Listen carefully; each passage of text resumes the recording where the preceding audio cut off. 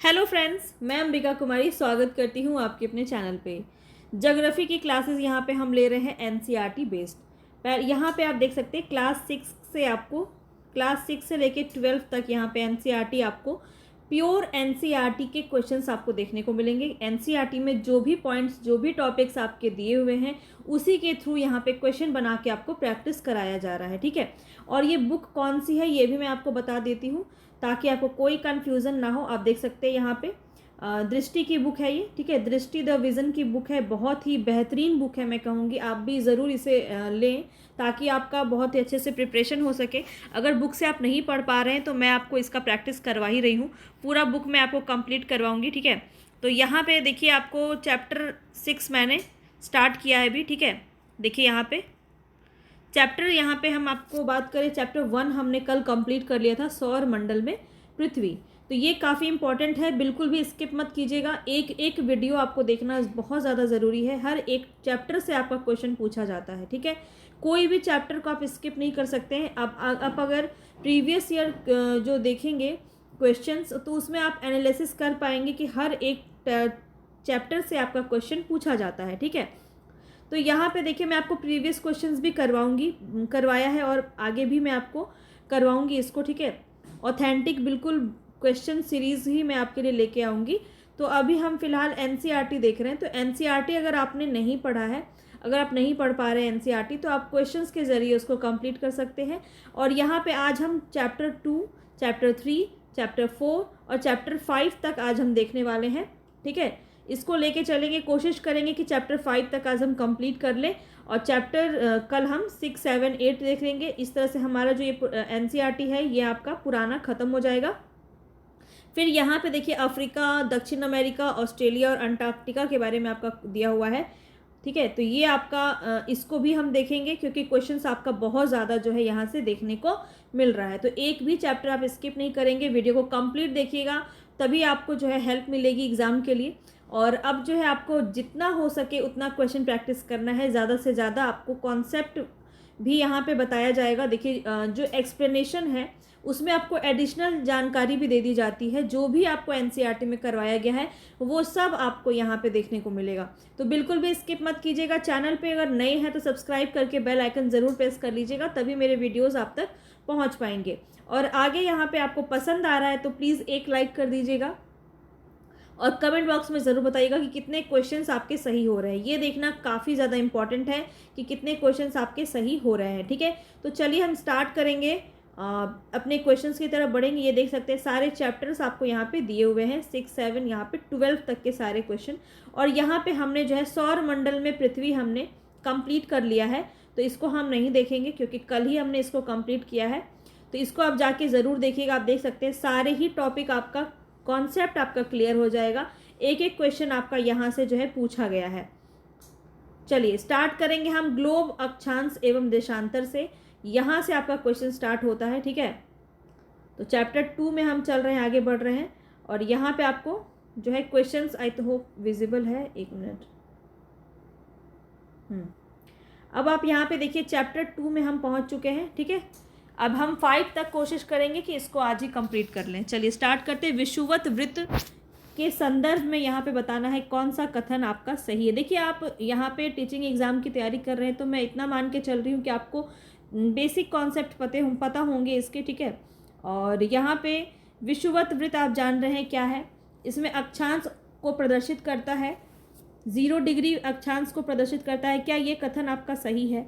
आपको सही कथन बताना है, ठीक है। तो देखिए यहाँ पे जो है कौन सा सही है, ये आपका सही है। विषुवत वृत्त से ध्रुवों की ओर जाने पर अक्षांशों का आकार घटता जाता है, तो ये जो है ये भी बिल्कुल सही है। और विषुवत वृत्त से उत्तर या दक्षिण की कोणीय दूरी की माप को देशांतर कहते हैं। विषुवत वृत्त से उत्तर से दक्षिण, जैसे मान लीजिए ये आपकी पृथ्वी है, ठीक है, ध्यान से समझिएगा, ये आपकी पृथ्वी है और यहाँ बोल रहा है उत्तर से दक्षिण, ऐसे उत्तर से दक्षिण। तो क्या ये कोणीय माप को देशांतर कहते हैं? तो बिल्कुल कहते हैं। और आपसे यहाँ पे बोला ये 0 डिग्री है, ठीक है, ये 0 डिग्री है। तो पहला आपका सही था। विषुवत वृत्त ध्रुवों की ओर जाने पर अक्षांश जो है आपका ऐसे जाता है, ठीक है, ऐसे जाता है। ये जो जाल है ये आपने पढ़ा होगा, ये इस तरह से बना होता है। तो ये जो आपकी लेटी हुई रेखा है ना, इसको अक्षांश कहते हैं, ठीक है। तो यहाँ पे आपको बताना है कौन सा सही होगा। तो 1 और 2 जो है यहाँ पे अक्षांश के विषय में आपका विषुवत वृत्त यहाँ पे देखिए दिया, यहाँ पे थोड़ा सा गलत है ये। विषुवत वृत्त से दक्षिण या उत्तर की कोणीय रेखा जो है की दूरी को देशांतर कहते हैं, ये आपका कथन यहाँ पे गलत है। तो 1 और 2 सही है, यानी कि ए ऑप्शन आपका यहाँ पे सही हो जाएगा। कैसे, तो इसको यहाँ पे आप देखिए, विषुवत वृत्त से उत्तर या दक्षिण की कोणीय माप को अक्षांश कहते हैं। इसे विषुवत वृत्त से दोनों ध्रुवों की ओर अंशों में मापा जाता है। विषुवत वृत्त से ध्रुवों तक स्थित सभी समांतर वृत्तों को अक्षांश वृत्त कहा जाता है। तो ये जो आपकी पृथ्वी है, तो ये आपकी विषुवृत्त है। ये क्या है, विषुवृत्त रेखा होती है, ठीक है। तो यहाँ से ध्रुवों की ओर जा रहे हैं, तो ऐसे वाला जो पार्ट होता है ना, ये वाला पार्ट आपका जो होता है वो अक्षांश कहलाता है, इसको ध्यान रखना है, ठीक है।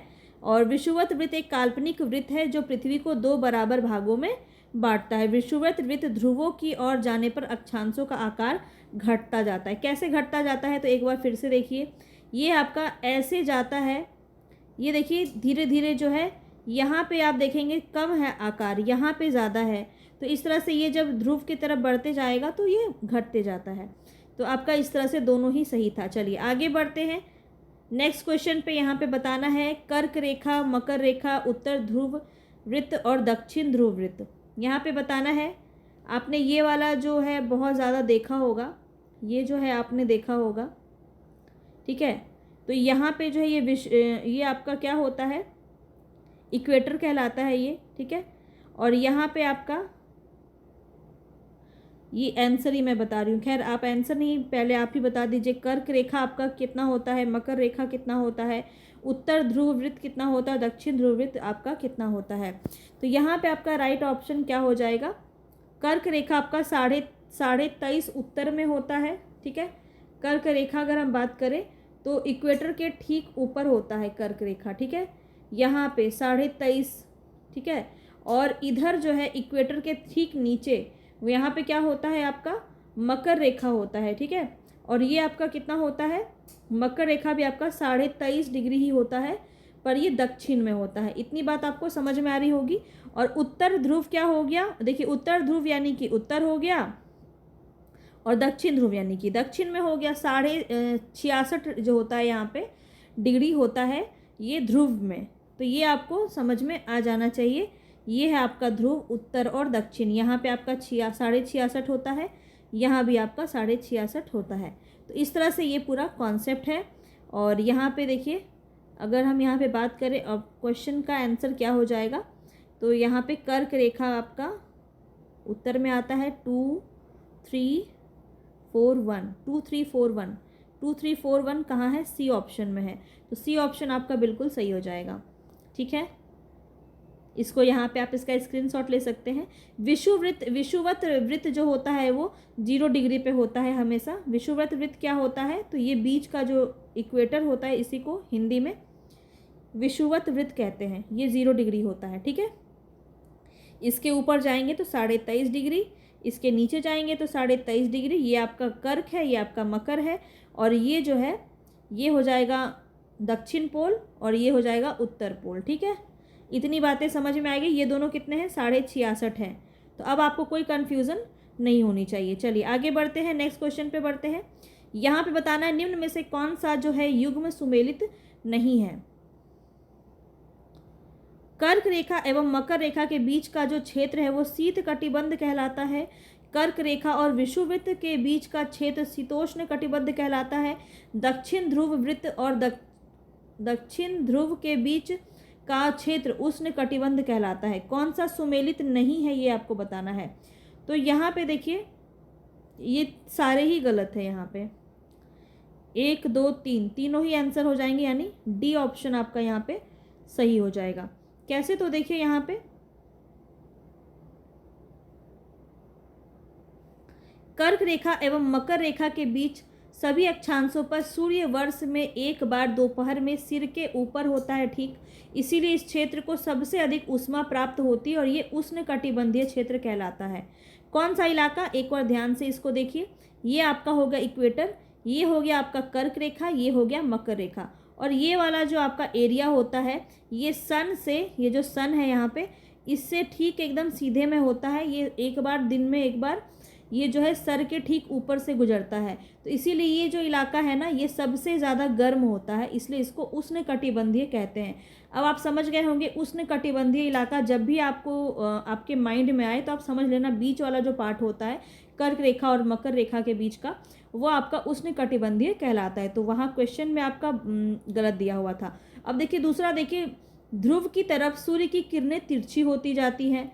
इस प्रकार उत्तरी गोलार्ध में कर्क रेखा एवं उत्तर ध्रुव वृत्त तथा दक्षिणी गोलार्ध में मकर रेखा और दक्षिणी ध्रुव वृत्त के बीच वाले क्षेत्र का तापमान मध्यम रहता है, इसलिए इसे शीतोष्ण कटिबंध कहते हैं। अब देखिए ये डायग्राम से आप बेहतर समझ पाएंगे। यहाँ पे मैं आपको एक बार दिखा देती हूँ। ये देखिए है आपका, ये आपको पता है इक्वेटर है, इधर आपका कर्क रेखा, इधर आपका मकर रेखा। अब देखिए यहाँ पे क्या बोल रहा है, इसको ध्यान से समझिए। कर्क रेखा एवं उत्तर ध्रुव, यानी कि कर्क रेखा ये और उत्तर का ध्रुव ये है, तो ये वाला जो पार्ट है, ये वाला पार्ट, ये वाला पार्ट, और ये है मकर रेखा, ये है, एक मिनट रुकिए हम कलर चेंज कर देते हैं, ये है आपका मकर रेखा और ये है आपका दक्षिणी ध्रुव, और ये वाला जो एरिया है, ये दोनों एरिया, ठीक है, इधर का कर्क वाला, इधर का मकर वाला, ये दोनों एरिया आपका शीतोष्ण कटिबंध कहलाता है। अब आपको समझ में आया होगा, आई होप आपको समझ में आ गया हो। मैंने बहुत कोशिश की है कि आपको समझ में आ जाए, ठीक है। तो ये आपका शीतोष्ण कटिबंध होता है क्योंकि यहाँ पे जो है सूर्य की जो रोशनी है, सूर्य की जो प्रकाश है वो तिरछी पड़ती है, सीधा में नहीं पड़ता है, ठीक है। इसलिए थोड़ा सा जो है यहाँ का तापमान ठंडा होता है। ये आपको समझ में आ गया होगा। चलिए आगे देखते हैं। उत्तरी गोलार्ध में उत्तर ध्रुव वृत्त एवं उत्तरी ध्रुव तथा दक्षिणी गोलार्ध में दक्षिणी ध्रुव वृत्त एवं दक्षिणी ध्रुव के बीच के क्षेत्र में बहुत ठंडा होता है क्योंकि यहाँ सूर्य क्षितिज से ज़्यादा ऊपर नहीं आ पाता है, इसीलिए इसे शीत कटिबंध कहते हैं। तो ये जो पोल है ना, ये जो पोल दोनों साइड का ये जो पोल है, यहाँ पे जो एरिया होता है, यहाँ का एरिया बहुत ज़्यादा ठंडा होता है। चलिए आगे बढ़ते हैं। यहाँ पे बताना है विषुवत वृत्त के से ध्रुवों तक स्थित सभी समांतर वृत्तों को अक्षांश वृत्त कहते हैं। तो क्या ये सही है आपका? तो अभी अभी हमने इसको देखा है, क्या है इसका मतलब। देखिए क्वेश्चन की भाषा को समझना काफ़ी इंपॉर्टेंट है, नहीं तो क्वेश्चन आप गलत कर देंगे। क्या बोला जा रहा है? विषुवत वृत्त से, यानी ये है आपका विषुवत वृत्त से ध्रुवों तक समांतर वृत्तों को, जो समांतर वृत्त है, समांतर वृत्त है, ये क्या कहलाता है? अक्षांश वृत्त कहलाता है, बिल्कुल। तो ये आपका पहला तो सही है। दूसरा देखिए, सभी अक्षांश रेखाओं का आकार एक समान होता है, गलत है। सभी अक्षांश जैसे जैसे आप बढ़ते जाते हैं ऐसे ऐसे होते जाता है ना, तो ये आपका गलत यहाँ पे बोला गया है, तो ये तो गलत है, ये सही है। तो सत्य पूछा जा रहा है तो केवल ऑप्शन ए आपका सही हो जाएगा। उम्मीद है आपको सही समझ में आ रहा होगा। चलिए यहाँ पे देख लेते हैं। जैसे जैसे हम विषुवत वृत्त से दूर जाते हैं अक्षांश रेखाओं का आकार घटता जाता है। इस प्रकार विषुवत वृत्त की उत्तर की सभी समांतर रेखाओं को उत्तरी अक्षांश और विषुवृत्त के दक्षिण में स्थित सभी समांतर रेखाओं को दक्षिणी अक्षांश कहते हैं। ये तो बहुत सिंपल सी बात है। और आपको ये फैक्ट ध्यान में रखना है कि अक्षांशों को अंशों में मापा जाता है तथा दो अक्षांश की रेखाओं के बीच में लगभग 111 किलोमीटर का अंतर होता है, दूरी होता है, ठीक है। तो ये फैक्ट आप अपने नोट्स में नोट कर सकते हैं। चलिए आगे बढ़ेंगे। यहाँ पे नेक्स्ट क्वेश्चन है यहाँ पे आपका, उत्तरी ध्रुव से दक्षिणी ध्रुव को जोड़ने वाली संदर्भ रेखा को क्या कहा जाता है? उत्तरी ध्रुव से दक्षिणी ध्रुव को जोड़ने वाली यहाँ पे बताएंगे। यहाँ पे आपका राइट ऑप्शन क्या हो जाएगा? अब यहाँ पे देखिए, आप एक इमेजिनरी अपने माइंड में एक इमेज बना लिया कीजिए। उत्तरी ध्रुव ये है, दक्षिणी ध्रुव आपका ये है। अब इसको जोड़ने वाली जो रेखा है ये आपकी क्या कहलाएगी? देशांतरीय याम्योत्तर रेखा कहलाएगी। बी ऑप्शन आपका बिल्कुल सही हो जाएगा। लॉन्गिट्यूड कहते हैं इसको इंग्लिश में, ध्यान रखेंगे। तो ये लॉन्गिट्यूड कहलाता है। यहाँ पे इसका एक्सप्लेनेशन देख लीजिए। उत्तरी ध्रुव को दक्षिणी ध्रुव से जोड़ने वाली संदर्भ रेखाओं को देशांतरी याम्योत्तर रेखाएं कहते हैं। समझ नहीं आ रहा ना अगर, तो 1 से 2 बार ज़रूर इसको देख लिया करें, तो क्योंकि चीज़ें अगर आप नहीं पढ़ रहे हैं, नया नया चीज़ पढ़ रहे हैं, तो एक बार में तो आपको समझ में नहीं आएगा। तो 2-3 बार ऐसे भी आपको वीडियो देखना चाहिए, कम से कम क्वेश्चंस को 2 से 3 बार आपको स्पीड बढ़ा के आप एक बार प्रैक्टिस ज़रूर कर लिया कीजिए। चाहे सोते वक्त कभी भी 10-15 मिनट लगेगा, स्पीड बढ़ा के अगर आप देख लेते हैं तो आपका प्रैक्टिस अच्छा से हो जाएगा। ठीक है, तो ये होता है तरीका अच्छे से पढ़ने का, क्योंकि आप एक बार कोई चीज़ को ध्यान से पढ़ते हैं तो आपके माइंड में रहता है, चाहे उसको आप 1-2 दिन का गैप लेकर रिवीजन कीजिए, लेकिन रिवीजन करना बहुत इंपॉर्टेंट है। तो इसको बार बार आप पढ़ेंगे, बार बार देखेंगे स्पीड बढ़ा के, तो आपका जो है जल्दी से ही रिवीजन भी हो जाएगा। अब यहाँ पे देखिए, किसी भी स्थान की स्थिति बताने के लिए अक्षांश के अलावा यह जानना आवश्यक होता है कि उत्तरी ध्रुव से दक्षिणी ध्रुव को जोड़ने वाली देशांतरी याम्योत्तर से पूर्व या पश्चिम की और इन स्थानों की दूरी कितनी है। ठीक है, याम्योत्तरों के बीच की दूरी विषुवत वृत्त पर अधिकतम इतना होता है तथा ध्रुवों पर न्यूनतम 0 किलोमीटर होता है। तो ये थी इसके बारे में। चलिए आगे बताना है, किसी स्थान का मानक समय निर्धारित करने का आधार क्या होता है, बताएंगे यहाँ पे। अश्व अक्षांश, प्रमुख याम्योत्तर, अंतर्राष्ट्रीय तिथि रेखा या विषुवत रेखा। तो स्टैंडर्ड टाइम कैसे डिसाइड किया जाता है, निर्धारित किया जाता है, तो लॉन्गिट्यूड से निर्धारित किया जाता है। बी ऑप्शन आपका यहाँ पे बिल्कुल सही हो जाएगा। ठीक है, अभी सारा कुछ पढ़ेंगे। यहाँ पे कितनी डिग्री का होता है, कितने घंटे का यहाँ पे अंतर होता है आपका, तो ये सारा क्वेश्चन बहुत ज़्यादा पूछा जाता है, तो इसको बिल्कुल भी स्किप मत कीजिएगा। देशांतरी याम्योत्तर की लंबाई एक समान होने के कारण इन्हें सिर्फ मुख्य संख्याओं में व्यक्त करना कठिन था। तब सभी देशों ने निश्चय किया कि ग्रीनविच, जहाँ ब्रिटिश राज के वेधशाला स्थित है, वहाँ से गुजरने वाले याम्योत्तर से पूर्व और पश्चिम की ओर गिनती शुरू की जाए। इस याम्योत्तर को प्रमुख याम्योत्तर कहते हैं। इसका मान 0 डिग्री देशांतर है, अर्थात यह स्थान मानक समय निर्धारित करने के आधार बना है और यहाँ से हम 180 डिग्री पूर्व और 180 डिग्री पश्चिम तक गणना करते हैं। तो ये आपका होता है, इस तरह से कुछ आपकी पृथ्वी होती है और ये आपका एक काल्पनिक पोल है और यहीं से ये आपका ग्रीनविच है, समझ सकते हैं, 0 डिग्री पे होता है। यहाँ से इस तरफ काउंट होता है, ठीक है, इस तरफ पूरब से पश्चिम यहाँ पे काउंट होता है और ये इधर से फिर काउंट होता है। ठीक है, तो ये आपका पूरा देशांतर कहलाता है, याम्योत्तर, याद रखेंगे। चलिए आगे बढ़ते हैं नेक्स्ट क्वेश्चन पे। प्रमुख याम्योत्तर तथा 180 याम्योत्तर मिलकर पृथ्वी को समान भागों, पूर्वी गोलार्ध और पश्चिमी गोलार्ध में विभक्त करता है। तो क्या ये कथन आपका सही है? तो यहाँ पे देख लेते हैं कौन सा कथन सही है। तो ये आपका 180 डिग्री याम्योत्तर मिलके, तो बिल्कुल यहाँ पे आपका सही है। 180 डिग्री पूर्व एवं 180 डिग्री याम्योत्तर पश्चिम एक ही रेखा पर स्थित होती है, तो ये भी आपका कथन सही है। तो ये जो डिग्री मिलती है 180 इधर, 180 इधर, तो यहाँ पे ही आके मिलती है दोनों रेखा। ठीक है, तो इसलिए ये एक ही रेखा पर स्थित होती है, तो यहाँ पे दोनों ही कथन आपका सही था। तो सी ऑप्शन आपका यहाँ पे सही हो जाएगा, सी ऑप्शन आपका सही हो जाएगा। अब यहाँ पे देखिए, प्रमुख याम्योत्तर तथा 180 डिग्री याम्योत्तर मिलकर पृथ्वी को 2 समान भागों, पूर्वी गोलार्ध और पश्चिमी गोलार्ध में विभक्त करती है। इसलिए इस किसी स्थान के देशांतर के आगे पूर्व के लिए अक्षर ऐसे लिखा जाता है तथा पश्चिम के लिए अक्षर ऐसे लिखा जाता है, ये तो आप जानते ही हैं। 180 डिग्री पूर्व और 180 डिग्री पश्चिम याम्योत्तर एक ही रेखा पर स्थित है। ये आपका देखिए फैक्ट कथन में आपका पूछा जा सकता है, तो कुछ भी आप जो है लाइटली नहीं लेंगे, कहीं से भी आपका एग्जाम में क्वेश्चन पूछा जाता है।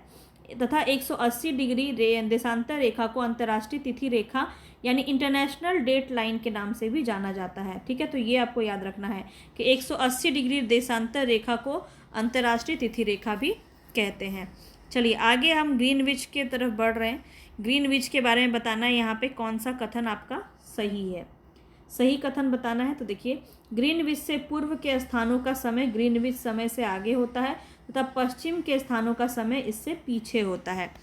तो ये आप समझने के लिए थोड़ा सा मैं आपको डायग्राम बता देती हूँ, क्योंकि ये आपका कथन बिल्कुल सही है।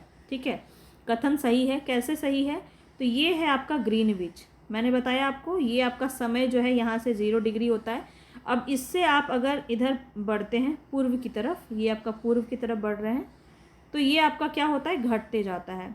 इस तरफ माइनस होगा और इस तरफ से अगर जोड़ेंगे तो ये इधर वाला आपका प्लस होता है। ठीक है, तो इधर बढ़ता है और इधर घटता है। यही आपका क्वेश्चन पूछा जाता है कि भारत से अगर देखा जाए कितना समय आगे है ग्रीनविच, तो 5.5 घंटा आगे है। ये अभी क्वेश्चन हम देखेंगे आगे। तो अब आप समझ गए होंगे कि यहाँ पे क्या बोला जा रहा है। ग्रीनविच से पूर्व के स्थानों पर, यानी कि पूर्व यानी ईस्ट के स्थानों पर समय की रेखा जो है आगे आगे होता है, पश्चिम के स्थानों पर समय जो है पीछे होता है।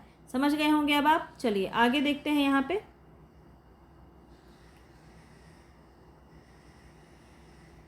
दूसरा इसका कारण क्या बताया गया है, पृथ्वी अपने काल्पनिक अक्ष पर पूर्व से पश्चिम की ओर घूमती है। तो क्या पूर्व से पश्चिम की ओर घूमती है? बिल्कुल भी नहीं। तो एक ही कथन यहाँ पे आपका सही है। तो यहाँ पे देखा जाए तो सी ऑप्शन आपका सही हो जाएगा, ए सही है और आर गलत है। तो यहाँ पे आप सभी को पता है कि पश्चिम से पूर्व की ओर चक्कर लगाता है पृथ्वी। ठीक है, और कौन नहीं लगाता है, कौन उल्टा लगाता है, ये क्वेश्चन कल हमने किया था।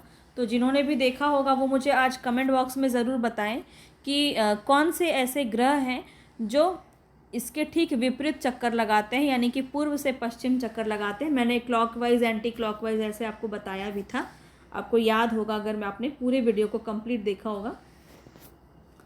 तो यहाँ पे आपका देखिए सी ऑप्शन सही है। पृथ्वी अपने काल्पनिक अक्ष पर पश्चिम से पूर्व की ओर चक्कर लगाती है, अतः वे स्थान जो ग्रीनविच के पूर्व में है उनका समय ग्रीनविच से आगे होगा तथा पश्चिम में जो है उनका समय पीछे होगा। ठीक है, तो ये आपको ध्यान रखना है कि उनका समय ग्रीनविच से आगे होगा और जो पश्चिम में है उनका पीछे होगा। चलिए अब यहाँ पे आपको एक क्वेश्चन बताना है कि पृथ्वी को अपने अक्ष पर 1 डिग्री घूमने में कितना समय लगता है। तो बिल्कुल फैक्चुअल क्वेश्चन है, 4 मिनट लगता है। ए ऑप्शन आपका यहाँ पे बिल्कुल सही हो जाएगा। अब इसको कैसे निकालते हैं तो यहाँ पे आपको निकाल के बताया गया है। ठीक है, तो जब घूमते हैं 24 घंटा लगता है, तो 360 डिग्री घूम लिया जाता है। तो 24 घंटे में घूमता है, तो इससे डिवाइड करके यहाँ पे 15 डिग्री आपका आ गया 1 घंटे में। तो आप ऐसे निकाल सकते हैं, 1 घंटे में आपका 60 मिनट होता है, तो मिनट में आप निकाल सकते हैं आंसर। ठीक है, तो 15 में आप 60 को माइनस डिवाइड कर देंगे तो आपका 4 मिनट आंसर आ जाएगा। 1 डिग्री घूमने में 4 मिनट का समय लगता है। तो इसको ऐसे ही बस याद कर लीजिए, इंपॉर्टेंट है। अब देखिए यहाँ पे आपका पूछा जा रहा है, यदि कोई स्थान ग्रीनविच से 20 डिग्री पूर्व में स्थित है तथा जब ग्रीनविच और उस स्थान के बीच का समय का अंतर कितना होगा। तो कई बार आपका जो है डिग्री में आपको क्वेश्चन दिया होता है और यहाँ पूर्व और पश्चिम दिया होगा, तो पूर्व में बढ़ता है, पश्चिम में घटता है, हमने अभी अभी देखा है। तो यहाँ ग्रीनविच में बताएंगे, यहाँ पे आपका राइट आंसर क्या होगा। कमेंट बॉक्स में ज़रूर बताया कीजिए, आपका भी कॉन्फिडेंस इससे बिल्ड होता है और काफ़ी आपको मज़ा आएगा जब आप आंसर सही करेंगे। तो आंसर सही करेंगे तो आपको बहुत अच्छा लगेगा। तो यहाँ पे देखिए 1 घंटा 20 मिनट, यहाँ पे बी ऑप्शन आपका बिल्कुल सही हो जाएगा। इसको आप करके देख सकते हैं। 1 डिग्री में 4 मिनट होता है, तो 20 डिग्री में आप ऐसे इसको बना सकते हैं। 1 घंटा 20 मिनट आपका बिल्कुल सही आंसर हो जाएगा। यहाँ पे बना के भी आपको दिखाया गया है। ठीक है, चलिए आगे बढ़ते हैं। बताना है भारत के किस यामियोत्तर यानी देशांतर रेखा के स्थानीय मान को भारत का मानक समय माना जाता है। बहुत इंपॉर्टेंट है, यहाँ से क्वेश्चन आपका पूछा जाता है। और देखिए लगभग आपको सारे ऑप्शन सेम लग रहे होंगे, तो यहाँ पे बताएंगे कौन सा जो है बिल्कुल सही है। यहाँ पे 82 डिग्री 30 मिनट पूर्व, ए ऑप्शन आपका बिल्कुल सही हो जाएगा। तो पूर्व में है ये तो आपको पता ही है, उत्तर पूर्व आपका जो अर्धगोला वो भारत में आता है। और यहाँ पे आप देख रहे हैं 82 डिग्री 30, यहाँ पे 82 डिग्री 30 मिनट पूर्व में आपका जो है स्थानीय समय माना जाता है। तो कभी भी आपसे पूछा जाए भारत का मानक समय, तो वो 82 डिग्री 30 मिनट पूर्व का होता है। तो यहाँ पे ए ऑप्शन आपका बिल्कुल सही हो जाएगा। ठीक है, अब इसमें कुछ फैक्ट आपको दिए गए हैं, इसको ज़रूर नोट कर लीजिए क्योंकि यहाँ से आपका हर एक टीआरई में क्वेश्चन पूछता है, तो हो सकता है कि आगे भी पूछे। तो भारत में गुजरात के द्वारका तथा असम में डिब्रूगढ़, कुछ भी क्वेश्चन आ सकता है। देखिए यहाँ पे मिर्ज़ापुर से ऑलरेडी क्वेश्चन आपका बन चुका है, नैनी से भी क्वेश्चन आपका बन चुका है, इलाहाबाद से। अगर आपने एग्ज़ाम दिया है ना तो आप क्वेश्चन जान रहे होंगे। तो भारत में गुजरात के द्वारका, ये भी आपको फैक्ट्स पता होना चाहिए। तथा असम के डिब्रूगढ़ के स्थानीय समय में लगभग 1 घंटा 45 मिनट का अंतर होता है, इसलिए यह आवश्यक था कि देश के मध्य भाग से होकर गुजरने वाले किसी याम्योत्तर के स्थानीय समय को देश का मानक समय माना जाए। तो भारत में 82.5 डिग्री पूर्व, यानी कि 82 डिग्री 30 मिनट, यहाँ पे 82.5 डिग्री भी इसको आप बोल सकते हैं। तो 82.5 डिग्री पूर्व को मानक याम्योत्तर माना गया है। ये आपने देखा, जो उत्तर प्रदेश के मिर्ज़ापुर और कुछ स्रोत में आपका इलाहाबाद भी है, ठीक है। इलाहाबाद के नैनी को बताया जाता है। तो मिर्ज़ापुर और इलाहाबाद का नैनी दोनों ही आपको ध्यान रखना है, जो ऑप्शन में रहेगा वही आप टिक करेंगे।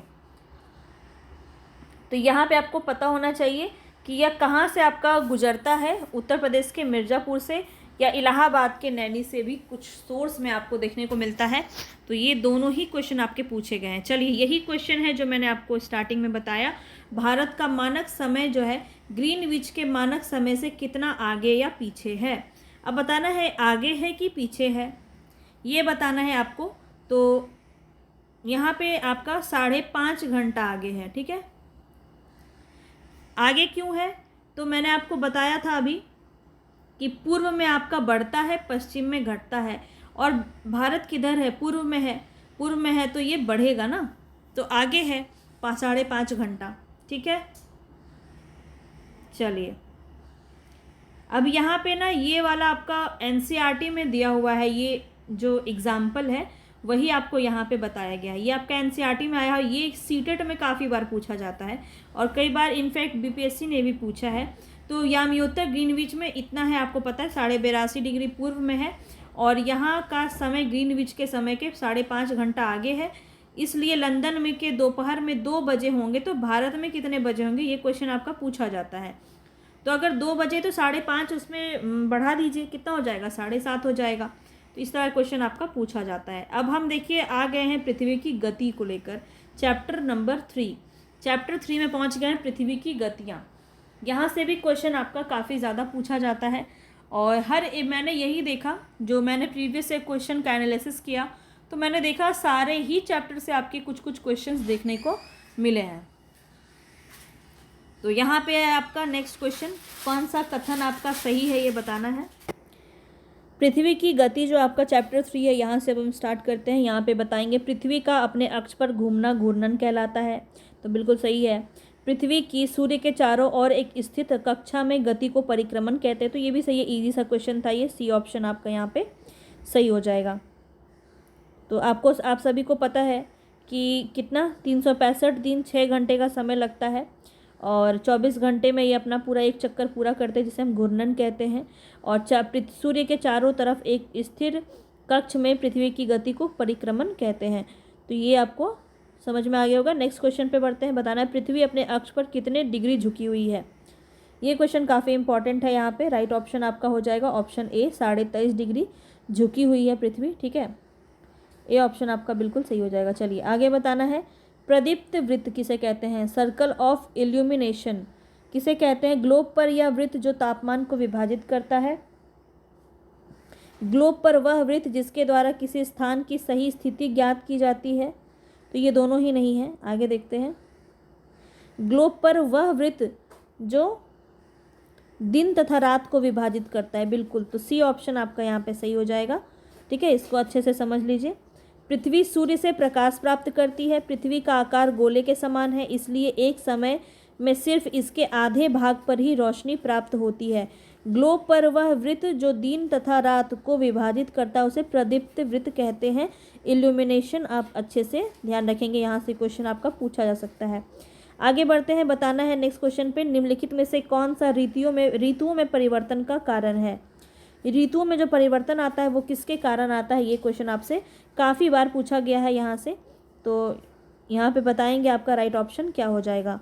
सूर्य के चारों ओर पृथ्वी की स्थिति में परिवर्तन, पृथ्वी का गुरुत्वाकर्षण बल के कारण ऋतुओं में परिवर्तन होता है, या चंद्रमा और पृथ्वी चंद्रमा का पृथ्वी के चारों ओर स्थिर कक्षा में परिक्रमण। अब यहाँ पे आपका राइट ऑप्शन क्या हो जाएगा, तो ए ऑप्शन आपका बिल्कुल सही हो जाएगा। सूर्य के चारों ओर पृथ्वी की स्थिति में जो परिवर्तन होता है, कभी धूप कभी गर्मी कभी ठंडा, ये आपका किस वजह से आता है, सूर्य के चारों ओर पृथ्वी की स्थिति में जो परिवर्तन आता है इसी वजह से आता है। तो ए ऑप्शन आपका यहाँ पे बिल्कुल सही हो जाएगा। एक वर्ष को गर्मी, सर्दी, वसंत और शरद ऋतुओं में बांटा जाता है। ऋतुओं में परिवर्तन सूर्य के चारों ओर पृथ्वी की स्थिति में परिवर्तन के कारण होता है। सिंपल सा था क्वेश्चन। चलिए आगे यहाँ पे आपको बताना है, ये क्वेश्चन आपका थोड़ा अच्छा वाला है। 21 जून को पृथ्वी का उत्तरी गोलार्ध सूर्य की तरफ झुका होता है। सूर्य की किरणें कर्क रेखा पर सीधी पड़ती है। इसके परिणाम स्वरूप अधिक ऊष्मा प्राप्त होती है। इन क्षेत्रों में सबसे लंबा दिन तथा सबसे छोटी रातें होती हैं। पृथ्वी की इस अवस्था को क्या कहते हैं? आप सभी को पता है, बड़ा दिन छोटा दिन होता है ना। 21 जून को क्या कहते हैं? बड़ा दिन कहते हैं। तो आप यहाँ पे बताएंगे इसको हम क्या कहते हैं? उत्तर अयनांत कहते हैं, दक्षिण अयनांत कहते हैं, विषुव कहते हैं, या इनमें से कोई नहीं। इसको किस भाषा में क्या कहा जाता है? तो उत्तर अयनांत कहा जाता है। ठीक है, ए ऑप्शन यहाँ पे आपका सही हो जाएगा। आधी बात तो आपको ऐसे ही समझ में आ गई हो क्वेश्चन के वजह से। 21 जून को उत्तरी गोलार्ध सूर्य की तरफ झुका होता है, जिससे सूर्य की किरणें कर्क रेखा पर सीधी पड़ती है, और उत्तरी ध्रुव सूर्य की तरफ झुका होता है तथा उत्तरी ध्रुव जो है रेखा के बाद वाले भागों पर लगभग 6 महीनों तक लगातार दिन रहता है। चूंकि उत्तरी गोलार्ध के बहुत बड़े भाग में सूर्य की रोशनी प्राप्त होती है, इसलिए विषुवत वृत्त में उत्तरी भाग में गर्मी का मौसम होता है एवं दक्षिणी भाग में सर्दी का मौसम होता है। पृथ्वी की इस अवस्था को उत्तर अयनांत कहते हैं। चलिए, क्योंकि उत्तर की तरफ गर्मी पड़ती है इसीलिए उत्तर अयनांत कहते हैं, ये आपको बात ध्यान में रखना है। आगे बढ़ते हैं। आगे है यहाँ पे नेक्स्ट क्वेश्चन, दक्षिण अयनांत के संदर्भ में बताना है। क्या यहाँ पे राइट हो जाएगा?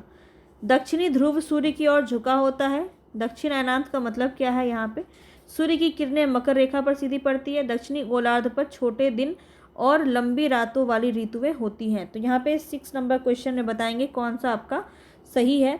तो दक्षिण ध्रुव जो है सूर्य की ओर झुका होता है बिल्कुल, और सूर्य की किरणें मकर रेखा पर सीधी पड़ती है। तो ये दोनों सही है, तो सी ऑप्शन आपका बिल्कुल सही हो जाएगा। ठीक है, अब यहाँ पे देख लीजिए, 22 दिसंबर को दक्षिणी ध्रुव सूर्य की ओर झुके होने के कारण मकर रेखा पर सूर्य की किरणें सीधी पड़ती हैं।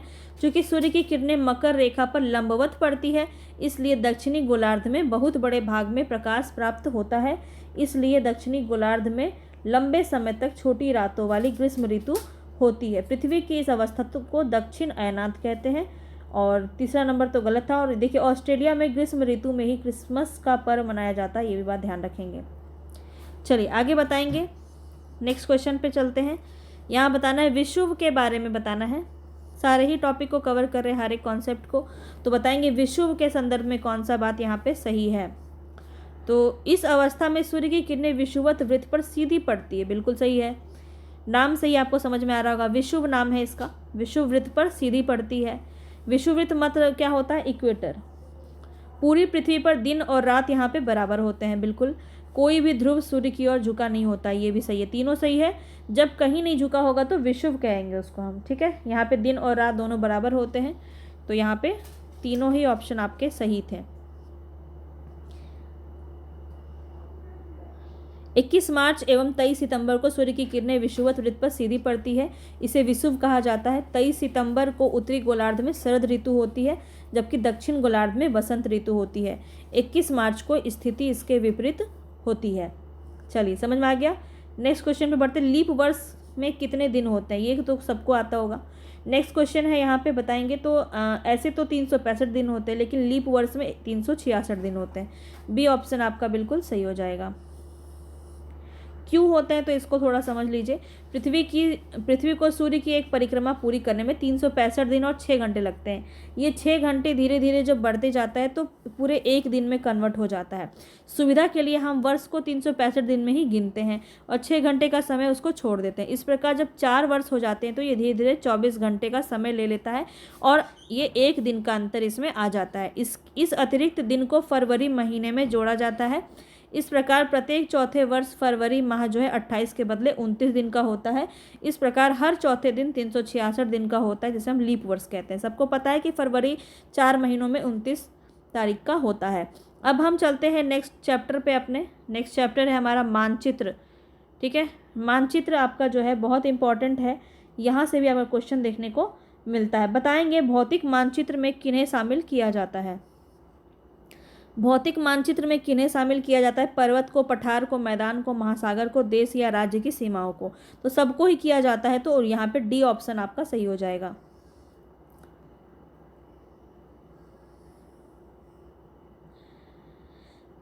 एक मिनट रुक जाइए, भौतिक मानचित्र पूछ रहा है ना, गलती हो गया मुझसे।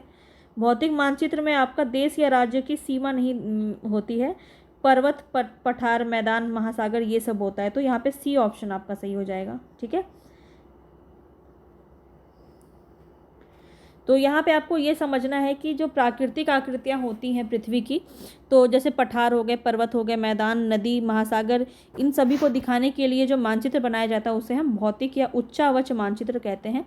उच्चावच मानचित्र से क्वेश्चन आपका पूछा जा चुका है, ध्यान रखेंगे। नेक्स्ट क्वेश्चन है यहाँ पे, राज्यों, नगरों, शहरों और गांवों और विश्व के विभिन्न देशों व राज्यों तथा उसकी सीमाओं को दर्शाने वाले चित्र को क्या नाम है उसका, ये बताना है। भौतिक मानचित्र, राजनीतिक मानचित्र, थीमेटिक मानचित्र क्या कहते हैं? तो यहाँ पे आपका राइट ऑप्शन क्या हो जाएगा? यहाँ पे आपका राइट ऑप्शन हो जाएगा बताएंगे भौतिक मानचित्र, राजनीतिक मानचित्र, थीमेटिक मानचित्र या फिर इनमें से कोई नहीं। कौन सा होगा यहाँ पे आपका राइट ऑप्शन? तो देखिए यहाँ पे जो है ना आपका राजनीतिक मानचित्र हो जाएगा ये। ठीक है, बी ऑप्शन यहाँ पे आपका सही हो जाएगा। ये आपका राजनीतिक मानचित्र के अंदर आ जाएगा। कोई भी सीमाओं को दर्शाने के लिए जब हम किसी मानचित्र का प्रयोग करते हैं तो वो राजनीतिक के अंदर आ जाता है। थीमेटिक मानचित्र बताएंगे किसमें इसमें कौन सा जो है थीमेटिक मानचित्र में शामिल होगा। अब यहाँ पे बताना है राइट ऑप्शन क्या हो जाएगा। तो यहाँ पे देखिए आपका सड़क का मानचित्र, वर्षा का मानचित्र, वन और उद्योग का जो वितरण करने का मानचित्र होता है, ये तीनों ही आपके थीमेटिक मानचित्र के अंदर आएंगे।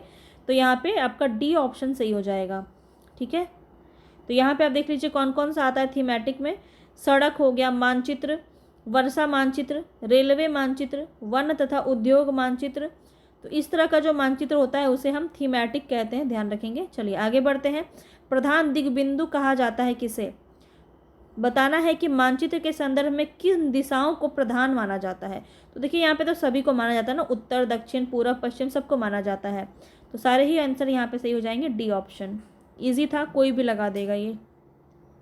प्रधान दिग्बिंदु कहा जाता है किसको? उत्तर, दक्षिण, पूर्व, पश्चिम। ठीक है,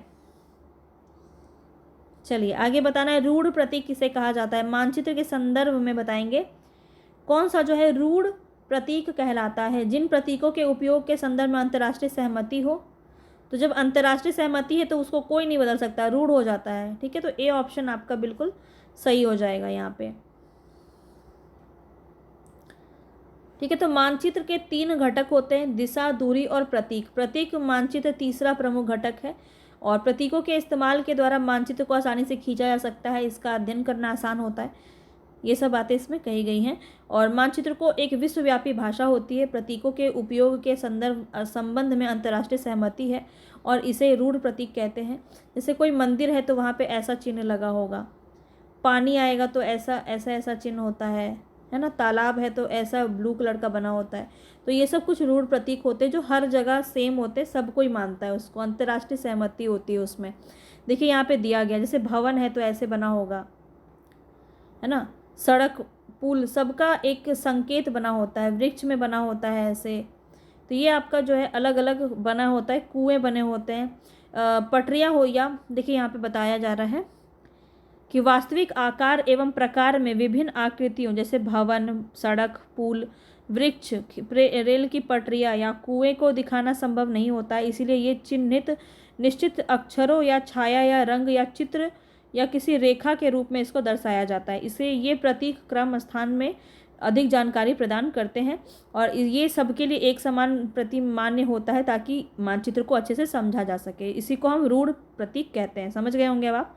चलिए आगे बढ़ते हैं। क्वेश्चन समझ में आ रहा है या नहीं, प्लीज़ एक बार तो ज़रूर बता दीजिएगा कमेंट बॉक्स में कि समझ में आ रहा है या नहीं आ रहा है, कितने क्वेश्चंस आप समझ पाएँ, कौन सा नहीं समझ पाए वो भी मुझे ज़रूर बताइएगा। चलिए यहाँ पे बताना है, जो मानचित्र पैमाने पर आधारित ना होकर याददाश्त और स्थानीय प्रेक्षण पर आधारित होते हैं उन्हें रेखा चित्र मानचित्र कहते हैं। ये एक छोटे क्षेत्र का बड़े पैमाने पर खींचा गया रेखा चित्र खाका कहलाता है। अब ये दोनों कथन में आपको बताना है कौन सा आपका सही है। तो यहाँ पे ये दोनों ही कथन सही हैं, तो सी ऑप्शन आपका सही हो जाएगा। ठीक है, ठीक है। तो यहाँ पे देखिए कोई भी आरेख खींचे बिना, कच्चे आरेख को बिना पैमाने के सहायता से खींचा जाता है, जो कि मतलब याद है कि हम ऐसे से मान लीजिए कि आप कहीं घूमने गए थे और उसका आप एक नक्शा बना रहे कि ऐसे गए थे, एक गली था, फिर यहाँ पे एक मंदिर था, वहाँ से गए तो तालाब था, तो आप एक याददाश्त के तौर पे आप एक मानचित्र बना रहे हैं, तो वो आपका रेखा चित्र कहलाता है। और एक छोटे क्षेत्र का बड़े पैमाने पर खींचा गया रेखा चित्र खाका कहलाता है। तो ये दोनों ही कथन आपके सही थे। अब हम आ गए हैं अपने चैप्टर नंबर 5 पे। कोशिश करेंगे कि इसको हम जल्दी से ख़त्म कर दें। चैप्टर थोड़ा सा ये बड़ा है, पृथ्वी के प्रमुख परिमंडल। यहाँ से आपके क्वेश्चन डेफिनेटली पूछे जाते हैं और इस यहाँ पलटा के देख लीजिएगा अपने प्रीवियस क्वेश्चन, कितने क्वेश्चन यहाँ से आपके पूछे गए हैं। ठीक है, बताएंगे जल मंडल में जल की कौन कौन सी अवस्थाएं सम्मिलित की गई है। तो जल जो है आपका जल के रूप में है, बर्फ के रूप में है, जलवाष्प के रूप में है, तीनों के रूप में है, तो डी ऑप्शन आपका सही हो जाएगा। इजी से था। चलिए आगे बताएंगे नेक्स्ट क्वेश्चन पे, जैव मंडल के अंतर्गत कौन सा आता है, कौन सा परिमंडल आता है, स्थल मंडल, जल मंडल। यहाँ पे तीनों ही आ जाता है, तो स्थल मंडल, जल मंडल, वायुमंडल, तीनों ही जैव मंडल के अंदर आते हैं और ये तीनों आपस में पारस्परिक क्रिया करते हैं, एक दूसरे को किसी न किसी रूप में ये प्रभावित करते हैं। चलिए आगे है, विश्व का सबसे ऊंचा शिखर कौन सा है बताना है। बहुत ही इंपॉर्टेंट क्वेश्चन हमारा शुरू हो रहा है, अंत तक ज़रूर देखिएगा। यहाँ पे आपका लगभग 19 से 20 क्वेश्चन है जो काफ़ी इंपॉर्टेंट रहेगा आपके लिए। सीधा सीधा क्वेश्चन यहाँ से आपका देखने को मिल सकता है। विश्व का सबसे ऊंचा शिखर कौन सा है, किलिमंजारो, माउंट एवरेस्ट, K2 या फिर कंचनजंगा। तो यहाँ पे आपका राइट ऑप्शन क्या हो जाएगा, माउंट एवरेस्ट। ठीक है, अब इसके बारे में आपको बहुत अच्छे से पता होना चाहिए क्योंकि क्वेश्चन आपका यहाँ से कंफ्यूजिंग पूछा जाता है। तो देखिए यहाँ पे जो अपवाद वाले क्वेश्चन होते हैं ना वो ज़्यादा पूछे जाते हैं, तो इसको ध्यान से आपको देखना है, नोट करना है। स्थल की ऊंचाइयों को समुद्र तल से मापा जाता है। ठीक है, और विश्व का सबसे ऊंचा शिखर माउंट एवरेस्ट है जो समुद्र तल से 8,848 मीटर ऊंचा है। दूसरा कौन सा है, K2, जिसको हम गॉडविन ऑस्टिन भी कहते हैं। सेम क्वेश्चन आपका पूछा गया है। K2 को गॉडविन ऑस्टिन कहते हैं, ये भी नाम आपको याद रखना है। ये समुद्र तल से, ये आपको जो डेटा है ना ये आपको NCERT में दिया गया है, तो इसको आप सही मान सकते हैं। 8,611 मीटर ऊँचा है। इसका जो फैक्ट है ना ये आपसे पूछा जा सकता है, कितना मीटर ऊँचा है ये भी पूछा जा सकता है, तो ध्यान रखेंगे। और तीसरा कौन सा है, कंचनजंगा, समुद्र तल से 8,556 मीटर ऊंचा है ये। ठीक है, पर कुछ सोर्स जो है वहाँ पे माउंट एवरेस्ट की ऊंचाई 8,850 भी है और कंचनजंगा का 8598 मीटर मिलता है। तो ये आपको देखने को मिल सकता है अलग अलग। चलिए, विश्व का सबसे गहरा गर्त बताना है। सबसे गहरा भाग किस महासागर में है, तो जो प्रशांत महासागर है इसमें मरियाना ट्रेंच जो है, मरियाना गर्त, ये सबसे गहरा गर्त है। यहाँ से क्वेश्चन आपका काफ़ी ज़्यादा पूछा जाता है। ठीक है, देखिए यहाँ पे दिया हुआ है प्रशांत सागर का मरियाना गर्त जो है, इसकी गहराई कितना है, 11,022 मीटर जो है, कहीं पे आपको 33 मीटर भी देखने को मिलता है। आगे बढ़ते हैं नेक्स्ट क्वेश्चन पे। यहाँ पे देखिए आकार के अनुसार बताना है कौन सा क्रम सही है। यहाँ पे बताएंगे कौन सा क्रम सही है, सबसे बड़ा कौन सा है, उसके बाद कौन सा। देखिए एशिया आपका सभी में दिया हुआ है, यहाँ पे आपको राइट बताना है कौन सा किसके बाद आएगा। तो यहाँ पे आपका जो है एशिया, फिर अफ्रीका, फिर उत्तर अमेरिका, फिर दक्षिण अमेरिका, फिर अंटार्कटिका। तो यहाँ पे सी ऑप्शन आपका बिल्कुल सही हो जाएगा। ये पांचों जो है आपके महाद्वीप हैं, एशिया, अफ्रीका, उत्तर अमेरिका, दक्षिण अमेरिका, अंटार्कटिका, याद रखेंगे। चलिए आगे बढ़ते हैं नेक्स्ट क्वेश्चन पे। इसका क्रम आपको याद रखना है। एशिया तथा यूरोप को अलग करने वाली स्थलीय संरचना में शामिल है, बताना है कौन सा शामिल है। यूराल पर्वत, यूराल नदी, जूरा पर्वत, बताएंगे यहाँ पे राइट ऑप्शन कौन सा हो जाएगा। यूराल पर्वत है और यूराल नदी भी है, तो दोनों है, 1 और 2, यहाँ पे सी ऑप्शन आपका सही हो जाएगा। यहाँ पे देख लेते हैं, सी ऑप्शन आपका सही हो जाएगा। देखिए यहाँ यूरोप और एशिया एक ही भूभाग के रूप में दिखाई पड़ते हैं, जो यूराल पर्वत और यूराल नदी के द्वारा एक दूसरे से अलग होते हैं। ये फैक्ट आपको ध्यान रखना है, क्वेश्चन पूछा जा सकता है। पर व्यवहारिक रूप से यूरोप और एशिया को 2 अलग महाद्वीप ही समझा जाता है। यूरोप एवं एशिया एक संयुक्त भूभाग यूरेशिया भी इसको कहा जाता है। तो यूरोप और एशिया का एक संयुक्त भाग है, इसको यूरेशिया कहते हैं, ये भी आपको ध्यान रखना है। आगे नेक्स्ट क्वेश्चन है, कौन सा महाद्वीप है जिससे मकर रेखा, कर्क रेखा और विषुवत वृत्त ये तीनों गुजरती है। मतलब आपसे यहाँ पे क्वेश्चन पूछा जा रहा है, ये आपका पूरा पृथ्वी है, ये विषुवत वृत्त है, ये कर्क रेखा है, ये मकर रेखा है। तो आपको बताना है कि ये एरिया से ऐसा कौन सा है कि ये तीनों जो है लाइन जो गुजरती है कौन से देश में गुजरती है, ये बताना है आपको। अफ्रीका, दक्षिण अमेरिका, यूरोप या फिर एशिया। तो यहाँ पे आपका राइट ऑप्शन क्या हो जाएगा, अफ्रीका। ए ऑप्शन आपका बिल्कुल सही हो जाएगा। चलिए आगे बढ़ते हैं।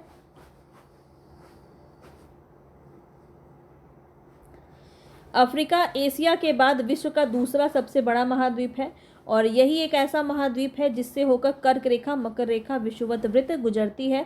विषुवत वृत्त या 0 डिग्री अक्षांश इस महाद्वीप के लगभग मध्य से होकर गुजरती है। चलिए आगे बताना है, एशिया को अफ्रीका से अलग करने वाली नहर कौन सी है। एशिया को अफ्रीका से अलग करने वाली नहर कौन सी है, तो स्वेज नहर हो जाएगा। बी ऑप्शन आपका बिल्कुल सही हो जाएगा। ठीक है, मिस्र के सिनाई प्रायद्वीप में बनाई गई स्वेज नहर विश्व की सबसे बड़ी कृत्रिम नहर है, ये भी पॉइंट आपको नोट करना है। यह नहर भूमध्य सागर को लाल सागर से जोड़ती है तथा एशिया महाद्वीप को अफ्रीका महाद्वीप से अलग करती है। तो 2 पॉइंट यहाँ पे आपको बहुत ही इंपॉर्टेंट है, इसको नोट करेंगे। 1869 में इस नहर को जहाज़ों के आवागमन के लिए खोल दिया गया, जिसके कारण यूरोप और एशिया के बीच की दूरी को काफ़ी कम किया गया। आगे बताएंगे, उत्तर अमेरिका तथा दक्षिण अमेरिका महाद्वीप किस देश में मिलते हैं। तो किस देश में मिलते हैं, ये पनामा में मिलते हैं। ए ऑप्शन आपका यहाँ पे सही हो जाएगा। ठीक है, उत्तर अमेरिका तथा दक्षिण अमेरिका महाद्वीप पनामा देश की पूर्वी सीमा में एक संकरे स्थल से जुड़े हुए हैं, जिसे पनामा स्थल संधि कहा जाता है। यह स्थल संधि अटलांटिक महासागर को प्रशांत महासागर से अलग करती है। तो यह स्थल आपको याद रखना है पनामा। ठीक है, पनामा जो है वो अटलांटिक महासागर को प्रशांत महासागर से अलग करती है। तो जितनी भी यहाँ पे आपको संधि अभी बताई गई है ना, इसको बहुत अच्छे से नोट कर लीजिए और बार बार इसको रिवीजन कीजिए। या तो मैं जितने भी क्वेश्चंस करवा रही हूँ उसके इम्पॉर्टेंट फैक्ट्स आपको नोट करने हैं अपने नोट्स में और उसको बार बार रिवीजन करना है। एक काम आप ये कर सकते हैं, या फिर आप ये करिए कि वीडियो को आप 3 से 4 बार अच्छे से देखिए। ये नहीं कि अभी ही 4 बार देख लिए, एक बार आज देख लिया, एक बार 2 दिन बाद देख लिया, एक बार ऐसे आपको 3-4 बार आपको इसको अच्छे से प्रैक्टिस करना है। तो आप चीज़ों को अच्छे से एकदम रट जाएंगे, फिर आपको क्वेश्चन करने में कोई परेशानी नहीं होने वाली है। दक्षिण अमेरिका महाद्वीप के संदर्भ में यहाँ पे आपको बताना है, दक्षिण अमेरिका महाद्वीप के संबंध में, इस महाद्वीप के पूर्व में प्रशांत महासागर तथा पश्चिम में अटलांटिक महासागर है। दक्षिण अमेरिका महाद्वीप के बारे में आपको बताना है। तो यहाँ पे आपका ये क्वेश्चन का जो है ये गलत है। विश्व की सबसे बड़ी पर्वत श्रृंखला एंडीज इसके उत्तर से लेकर दक्षिण की ओर फैली हुई है। तो ये आपका बिल्कुल सही है। इस महाद्वीप में विश्व की सबसे बड़ी नदी अमेजन नदी बहती है, ये भी आपका बिल्कुल सही है। तो क्वेश्चन आपसे पूछा सकता है अमेजन नदी आपकी कहाँ बहती है, तो दक्षिण अमेरिका में, ये भी आपको पता होना चाहिए। तो दोनों ही यहाँ पे क्वेश्चन आपका कैसे भी घुमा के पूछा सकता है। 2 और 3 यानी कि बी ऑप्शन आपका यहाँ पे सही हो जाएगा। ठीक है, दक्षिण अमेरिका महाद्वीप के पूर्व में अटलांटिक महासागर है तथा पश्चिम में प्रशांत महासागर है। इस महाद्वीप का अधिकांश भाग दक्षिणी गोलार्ध में स्थित है। ठीक है, तो 2 और 3 कथन जो है वो गलत आपका सही था, बाकी पहला आपका गलत था। चलिए, किस महाद्वीप को द्वीपीय महाद्वीप कहते हैं? द्वीपीय महाद्वीप किसे कहते हैं ये बताना है। ठीक है, द्वीपीय महाद्वीप किसे कहते हैं? उत्तर अमेरिका, अटलांटिक, यूरोपिया, ऑस्ट्रेलिया। यहाँ पे राइट ऑप्शन आपका क्या हो जाएगा? तो ऑस्ट्रेलिया, डी ऑप्शन आपका बिल्कुल सही हो जाएगा। ठीक है, ऑस्ट्रेलिया महाद्वीप को द्वीपीय महाद्वीप कहा जाता है। यह चारों तरफ से महासागरों तथा समुद्रों से घिरा हुआ है। ऑस्ट्रेलिया विश्व का सबसे छोटा महाद्वीप है, जो कि पूरी तरह से दक्षिणी गोलार्ध में स्थित है। चलिए आगे बढ़ेंगे नेक्स्ट क्वेश्चन पे। अंटार्कटिका महाद्वीप के बारे में यहाँ पे क्वेश्चन है। अंटार्कटिका महाद्वीप के संदर्भ में नीचे दिए गए कथन में कौन सा कथन सही है? दक्षिणी ध्रुव इस महाद्वीप के पूर्वी किनारे पर स्थित है। अंटार्कटिका बताना है आपको। तो यहाँ पे राइट ऑप्शन यहाँ पे कौन सा होगा? तो ये दक्षिणी ध्रुव में नहीं, उत्तरी ध्रुव में है। यहाँ पे है ना आपका, यहाँ पे है आपका अंटार्कटिका, उत्तरी ध्रुव में है, तो ये गलत है। यहाँ किसी भी प्रकार का अस्थायी मानव निवास नहीं करता है, तो ये सही है। यानी कि एक क्वेश्चन, एक ही आपका सही है, बी। ठीक है, केवल 2 आपका सही है। यहाँ पे कोई भी मानव नहीं निवास करता है। यहाँ पे बहुत सारे जो है यहाँ पे आपके सर्वेक्षण के लिए यहाँ पे बनाया गया है। भारत का भी कुल संशोधन संस्थान है यहाँ पे, शोध संस्थान देखिए यहाँ पे दिया हुआ है। अंटार्कटिका जो है बहुत बड़ा महाद्वीप है और दक्षिणी गोलार्ध में स्थित है। ये कथन आपका गलत था। दक्षिणी ध्रुव इस महाद्वीप के मध्य में स्थित है। चूंकि यह दक्षिण ध्रुव क्षेत्र में स्थित है, इसीलिए यह हमेशा मोटी बर्फ की परतों से ढका रहता है, इसीलिए यहाँ अस्थायी मानव निवास नहीं कर सकते हैं। ठीक है, और बहुत से शोध संस्थान है यहाँ पे, बहुत से देशों के। भारत के भी जो है यहाँ पे 3 संस्थान है, तो ये आपको तीनों नाम याद रखने हैं, दक्षिण, गंगोत्री, मैत्री और भारती। ये तीनों ही नाम आपको याद रखने हैं। चलिए आगे बढ़ेंगे। आकार के आधार पर बताना है कौन सा महासागर का क्रम यहाँ पे सही है। सबसे पहले तो प्रशांत महासागर आ जाएगा, इसके बाद कौन सा आएगा? पहले आ जाएगा प्रशांत महासागर, इसके बाद आ जाएगा अटलांटिक महासागर, इसके बाद हिंद महासागर, इसके बाद दक्षिण महासागर, इसके बाद आर्कटिक महासागर। तो डी ऑप्शन यहाँ पे आपका सही हो जाएगा। पहले आ जाएगा प्रशांत महासागर, इसके बाद आ जाएगा अटलांटिक महासागर, इसके बाद हिंद महासागर, इसके बाद दक्षिण महासागर, इसके बाद आर्कटिक महासागर। ठीक है, चलिए आगे बढ़ते हैं नेक्स्ट क्वेश्चन पे। नीचे दिए गए कथन में बताना है महासागर से संबंधित कौन सा कथन यहाँ पे किसके बारे में यहाँ पे बातें की जा रही है। यह महासागर पृथ्वी के 1/3 भाग पर फैला हुआ है, अर्थात इसका क्षेत्रफल सभी महाद्वीप के कुल क्षेत्रफल से भी बड़ा है। तो पहला जो कथन है इसको देख के तो लग रहा है प्रशांत महासागर के बारे में ही बात की जा रही है। आगे देखते हैं। यह अन्य महासागरों की अपेक्षा अधिक गहरा है, तो बिल्कुल प्रशांत महासागर बहुत गहरा है। और सबसे गहरा इसका गर्त कौन सा है? अभी हमने पढ़ा है, मरियाना गर्त। इस महासागर के एक और एशिया और ऑस्ट्रेलिया महाद्वीप है तथा दूसरी और उत्तर और दक्षिण अमेरिका महाद्वीप की स्थिति। तो तीनों ही यहाँ पे कथन जो है ये आपका मुझे लग रहा है प्रशांत महासागर। देखते हैं यहाँ पे ऑप्शन। अच्छा, यहाँ पे देखिए आपका महासागर का ही नाम दिया हुआ है, तो ए ऑप्शन आपका सही है। ठीक है, प्रशांत महासागर सबसे बड़ा है, पृथ्वी का सबसे गहरा भाग मरियाना गर्त इसी के अंदर है, ध्यान रखेंगे। चलिए आगे बढ़ते हैं, नेक्स्ट क्वेश्चन पे बढ़ते हैं। यहाँ पे बताना है अटलांटिक महासागर की तट रेखा पोताश्रयों एवं पतनों के निर्माण के लिए आदर्श स्थिति रखती है। क्या ये कथन आपका सही है? तो कथन बिल्कुल सही है। अटलांटिक महासागर की तट रेखा सीधी एवं चौड़ी है, तो ये कथन आपका गलत है। तो एक ही कथन सही है, यानी कि ए सही है और आर गलत है। यहाँ पे देखिए आपको बताया गया है अटलांटिक महासागर विश्व का दूसरा सबसे बड़ा महासागर है। अटलांटिक महासागर की तट रेखा बहुत अधिक दंतुरित यानी कि कटी फटी है। यह अनियमित और दंतुरित तट रेखा प्राकृतिक पोताश्रयों और पतनों के लिए आदर्श स्थिति है। व्यापार की दृष्टि से यह सबसे व्यस्त महासागर है अटलांटिक। ठीक है, चलिए आगे बढ़ते हैं, नेक्स्ट क्वेश्चन पे बढ़ते हैं। यहाँ पे बताना है, नेक्स्ट क्वेश्चन है आपका, पृथ्वी के तापमान में वृद्धि को भूमंडलीय तापन कहते हैं। क्या ये कथन आपका सही है? तो ये आपका बिल्कुल सही है। या कार्बन डाइऑक्साइड की मात्रा की वृद्धि से हो रहा है, तो ये भी कथन सही है। तो दोनों ही सही हैं, तो यहाँ पे ए ऑप्शन आपका बिल्कुल सही हो जाएगा। चलिए आगे बढ़ते हैं। बिल्कुल, कार्बन डाइऑक्साइड की वायु में एक महत्वपूर्ण घटक है और कार्बन डाइऑक्साइड की मात्रा में वृद्धि होने के कारण पृथ्वी के तापमान में वृद्धि हो रहा है। इसको हम भूमंडलीय तापन कहते हैं।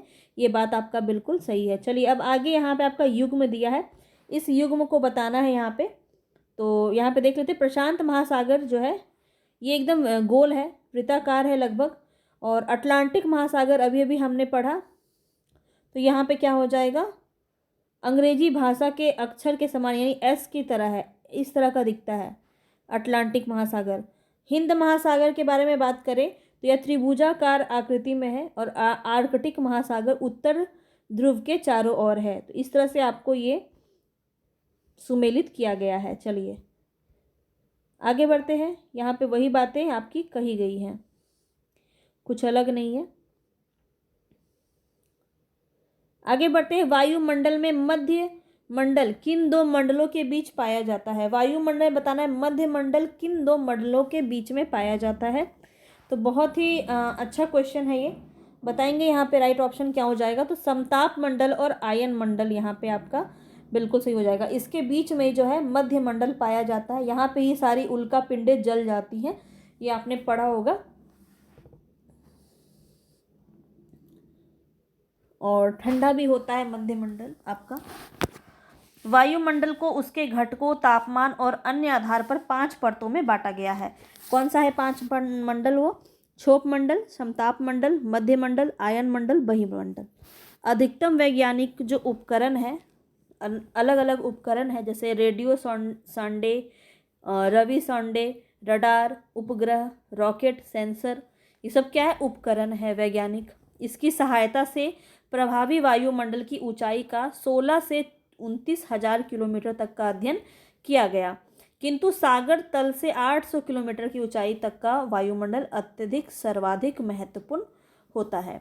तो यहाँ पे आपको ये जो यहाँ पे 5 दिए गए हैं ना, ये आपको पता होंगे बहुत अच्छे से। चलिए आगे बढ़ते हैं। नेक्स्ट क्वेश्चन है यहाँ पे, वायुमंडल में उपस्थित नाइट्रोजन गैस सभी प्रकार के जीवधारियों की वृद्धि में सहायक होती है। कार्बन डाइऑक्साइड गैस पेड़ पौधों की वृद्धि में सहायक होती है। तो यहाँ पे बताना है कौन सा आपका सही होगा। तो देखिए, वायुमंडल में उपस्थित नाइट्रोजन गैस सभी प्रकार के जीवधारियों में के वृद्धि में सहायक होती है, बिल्कुल सही है। कार्बन डाइऑक्साइड गैस जो है पेड़ पौधे की वृद्धि में सहायक होती है, तो ये वाला कथन भी आपका सही है। दोनों सही है, तो यहाँ पे सी ऑप्शन आपका सही हो जाएगा। अब देखिए, परसेंटेज काफ़ी बार पूछा जाता है। तो वायुमंडल में नाइट्रोजन कितना है? 78% है, और ऑक्सीजन आपका 21% है। सेम क्वेश्चन आपका बीपीएससी में पूछा गया है, ठीक है। और अन्य कैसे आपके 1% के अंदर आता है। तो ये आप देख सकते हैं। आज का आप टॉपिक पढ़ने के बाद, आज का पूरा क्लास ख़त्म करने के बाद आप मुझे कमेंट बॉक्स में ज़रूर बताइएगा कि कितने क्वेश्चंस आप सही कर पाएँ और यहाँ से कितने क्वेश्चंस बीपीएससी में पूछे गए हैं ऑलरेडी, ठीक है। वायुमंडल में उपस्थित नाइट्रोजन, ये वाला तो आपका कितनी ही बार पूछा गया है। वायुमंडल में उपस्थित नाइट्रोजन गैस सभी प्रकार के जीवधारियों की वृद्धि में सहायक होती है। ऑक्सीजन सांस लेने के लिए आवश्यक है। कार्बन डाइऑक्साइड यद्यपि बहुत कम मात्रा में है, लेकिन यह पृथ्वी के द्वारा छोड़ी गई ऊष्मा को अवशोषित करती है, जिससे पृथ्वी गर्म रहती है। यह पौधों की वृद्धि के लिए आवश्यक है। तो ये आपको पता ही है, कार्बन डाइऑक्साइड की ही उपस्थिति में जो है होता है आपका प्रकाश संश्लेषण, तो इसलिए ये आपका इम्पॉर्टेंट होता है। आगे बढ़ते हैं। तो आगे हम कल स्टार्ट करेंगे। कल हमारा चैप्टर 6 से स्टार्ट होगा। कोशिश करेंगे कि 6, 7, 8 को कंप्लीट कर लिया जाए, और इस तरह से पूरा क्लास 6 हमारा ख़त्म हो जाएगा। फिर हम क्लास 7 देखेंगे, और मुझे लगता है कि काफ़ी ज़्यादा इम्पॉर्टेंट रहा होगा आपके लिए ये। और कंप्लीट देखने के लिए बहुत बहुत धन्यवाद आपका, और मुझे लगता है कि आपको बहुत हेल्प मिलेगा इससे। देखिए, कल जो हमारा टॉपिक है वो काफ़ी इम्पॉर्टेंट है। यहाँ पे आपका देखिए, आंतरिक प्रक्रिया, बाह्य प्रक्रिया, यहाँ से क्वेश्चन आपका काफ़ी ज़्यादा पूछा गया है। अपर्दन से, फिर आपका श्रृंखला, यहाँ पर्वत से क्वेश्चन काफ़ी ज़्यादा अच्छा है। सारे जो एनसीईआरटी बेस्ड क्वेश्चन है, ये जो है बहुत अच्छा रहेगा आपके प्रैक्टिस के लिए। तो बिल्कुल जुड़े रहिएगा मेरे साथ, और सभी चीज़ों को यहाँ पे अच्छे से प्रैक्टिस कीजिए। मुझे लगता है इस वक्त आपको सबसे ज़्यादा प्रैक्टिस की ज़रूरत है, तो प्रैक्टिस करेंगे और मिलेंगे नेक्स्ट वीडियो में, ठीक है। तब तक के लिए पसंद आया होगा तो प्लीज़ एक लाइक कर दीजिएगा, अंतिम में बोल रही हूँ, और कमेंट करके ज़रूर बताइएगा, ठीक है।